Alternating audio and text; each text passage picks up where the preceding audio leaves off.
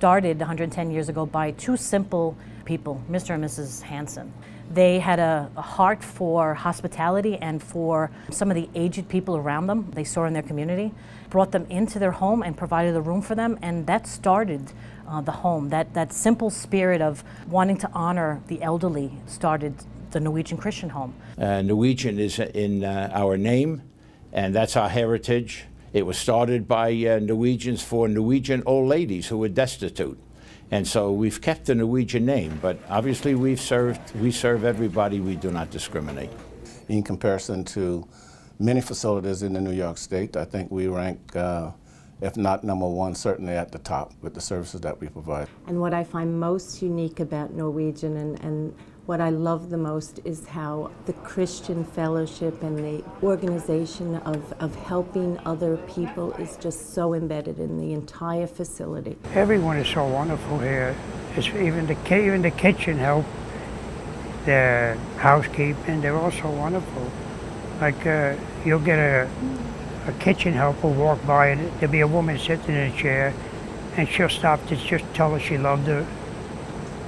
Oh, she looked beautiful, her hair looks nice, you know, she didn't have to do that. But a lot of times you come into a nursing home and it just feels like a nursing home. It feels like a nursing facility. You have even an odor that you come into when you walk into a place. This place doesn't have that at all. It feels like a resort or a hotel or something, or someone's home. That's what you want to feel like when you walk into a facility. So to me, when people say it looks like a hotel, I bring them back to the fact that it is a home, because it's a home. It's a home. We're a family.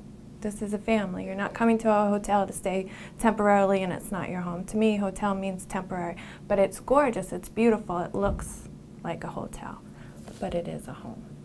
This happens to be an excellent, excellent facility that really maintains high quality care, and I can say that only because I myself have worked in long-term care since 1976. It is the care that we give, it's the compassion that we instill in our staff. The home appearance and the cleanliness of the home doesn't mean anything if they don't get good care.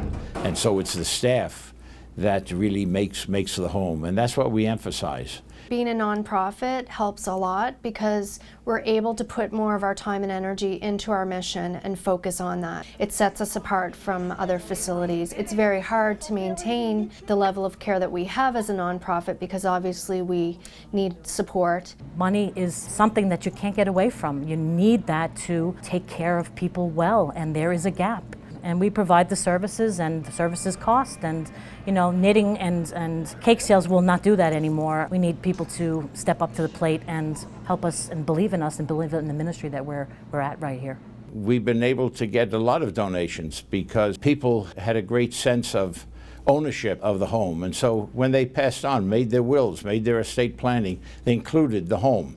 Now we have to encourage people to do that because they don't have the same familiarity with the home as the people from years ago. With the downturn of the economy, things have changed tremendously, and the funding that was available to nursing homes, whether they were especially a non-for-profit organization, has been drying up.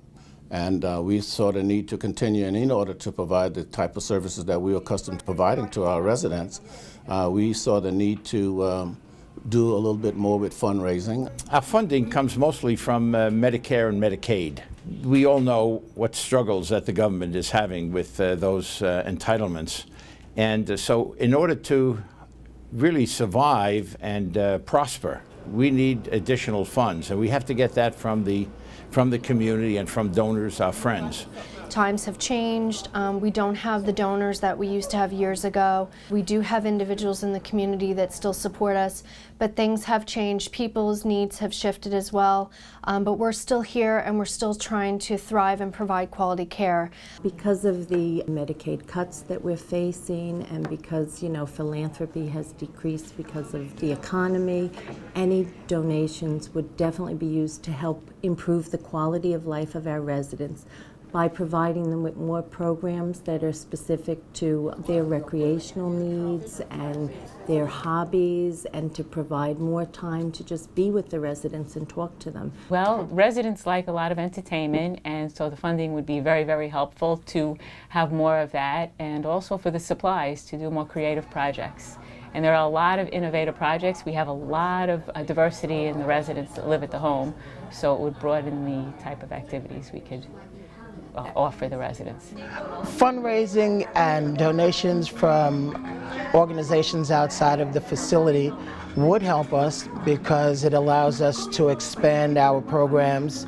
It also allows us the opportunity to invite other entertainers in to provide a different level of entertainment and socialization. As technology changes and as things change in the industry, you really have to continue to change along with that in order to provide the quality care that's needed to help people progress, to help people actually get rehabilitation therapy and go home. So in order to do that, you really have to have state-of-the-art equipment. You have to be at the same level as other facilities, and you have to be moving along as the industry changes, and that is another reason why we need donors to help us, because we can stay at the forefront and we can continue to provide the care that we provide. To donate here would just help in continuing to provide the really superb services that are in place here. The industry's changed, the need for staying on top of electronic medical records and staying on top of all the industry changes as well is making it even more important to get large sponsors that can help with those large projects and things that we really need to have in order to stay and thrive in the industry and provide the wonderful care that we've always been able to provide. No one profits from any donations that are given. It all stays in the home and takes care of the expenses of the home.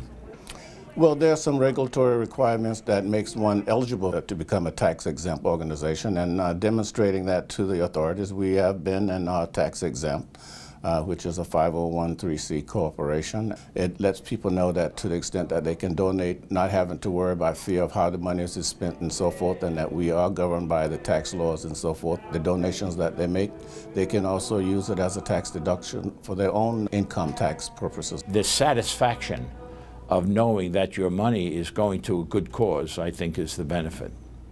I think the biggest thing as a large corporation is to know that you are investing in a company that provides extreme quality care. Individuals that come here and leave, they can't say enough wonderful things about us. And as part of that, you would be part of that integration into the community and helping people get better and helping people have a wonderful quality of life. There's not too many facilities like this, and to be a part of that is very unique. I think it's extremely rewarding, not only for those who work here, but for someone who invests in a company like this or a facility like this. I think that it's a beautiful reward. When Gloria first came here, maybe she was here 6 months a year, I used to tell my friends and relatives how good they treat her.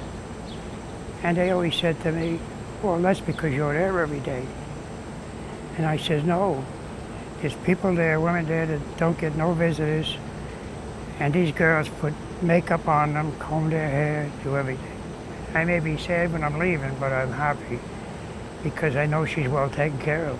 We're not in it to make money. We're in it to give back. We're giving back for all the years that these residents that are here have given to society. It's not just we're asking people to take part, we're asking to join us in a mission. And this is a mission that we believe in, and we believe that honoring our elderly is a thing that we all should do better. And we should teach the younger generation to do that well. And if they don't do it with their dollars, do it with their time. We want to give excellent care to our residents. Don't just put your dollars where you think they should go. Put them where it matters most, where people are being cared for and they're loved. You'll be blessed by that. You will.